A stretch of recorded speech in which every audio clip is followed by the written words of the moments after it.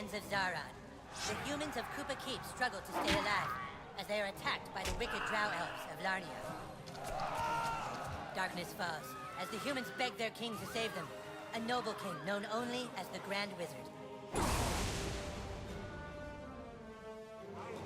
For 1,000 years, the battle has been waged, with only the bravery of the Grand Wizard to protect his human followers. But even though the Wizard King is so undeniably cool, the Drow Elf armies continue their attacks. They seek the humans' most treasured relic, the Stick of Truth. But the tides of war soon change, as news of a new kid spreads throughout the land. In order to save the humans, the Grand Wizard must get to the new kid before the Drow Elves can manipulate his mind and use him to take the sacred relic from human hands. For whomever controls the stick controls the universe.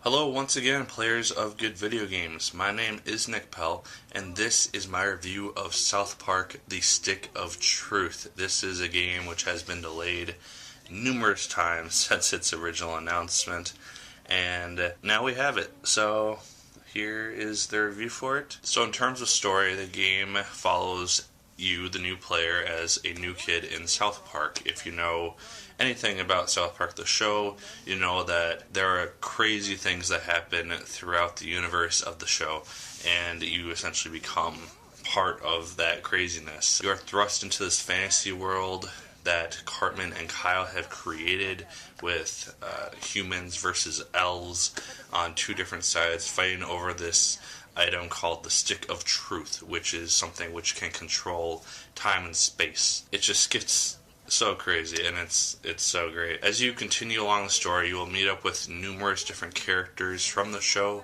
and get to do a bunch of side quests that further the story and also give you a little bit of behind the scenes of things that are taking place, and it's all very enjoyable. In terms of graphics, the graphics are just like the TV show itself. It looks like you are in an episode of South Park because the cutscenes in and of themselves look like they're from an episode of the show.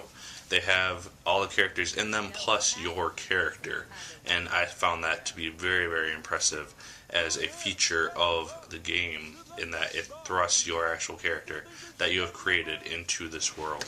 And that being said, there is a large amount of customization in the beginning of the game as to how you can form your character. You can make it male or female, you can customize the facial features, the clothing, the body, skin color.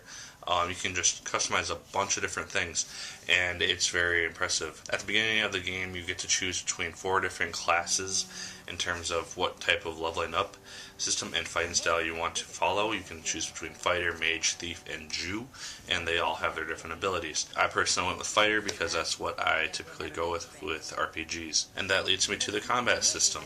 With the combat system, it plays just like a turn-based RPG. One small difference with it is that you can use an item and you can attack in the same turn, which I found really helpful a lot of the time when my health would get down, and then I could heal myself and then go in for an attack. And it's just a really interesting feature that the game has. You get to fight alongside some of the main characters from the South Park show, including Butters, Cartman, Kyle, Stan, just a bunch of people. They all have obviously their own abilities because they're different classes, such as Butters is a paladin, and Cartman is a mage or a wizard, and Stan is a warrior, and then Kyle obviously is a Jew. And you can choose who you want to play alongside in terms of what fits your personal fighting style and what character really works with your character the best. You can go to shops and purchase different items as you level up. You get more access to said items, and they just make combat a lot easier. In terms of leveling up, it does kind of take a while to do so because you don't really get a ton of experience from a lot of the enemies right off the bat until the later parts of the game. And then once you level up, you can essentially level up one of your abilities in terms of things that you can use in combat. Your health gets automatically boosted up, your mana gets automatically boosted up, everything just automatically increases. You don't choose between health and magic and stuff. And then as you gain friends in South Park by talking to people or doing side quests for them, you can gain status boosts, which you can, or certain permanent abilities which help you in combat or help you outside of combat as you see fit. And assumably once you become friends with everybody in South Park, you will have access to all 20 abilities I think there are. And there's a lot of exploration that you can do in the game as well, in terms of going around South Park and exploring the map that they now have drawn up of South Park, because it is kind of interesting. That's why I spent probably the first 20 minutes once I had free reign to do stuff, just going into all the stores and just seeing what there was. And in terms of enjoyment, I'm honestly very much enjoying South Park: The Stick of Truth. I'm not terribly far into it yet, but I am enjoying what I have seen so far. Obviously, if you don't like the show, you're not going to like the game. There's the same type of grotesque humor and disturbing stuff at some points as well. And they do more in the game than they could in the show, because it's a game and they have free reign over it, basically, instead of having to censor certain things because it'd be inappropriate for TV. So know that going in. If you don't like the show, don't get the game, because you're not going to enjoy it. For fans of the show, like myself, it's a great accessory to your collection for whatever system you get it for, and I highly recommend it.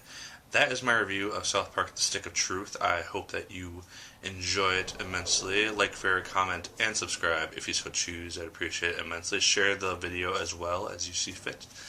And as always, my good people, my name is Nick Pell. And once again, keep on gaming.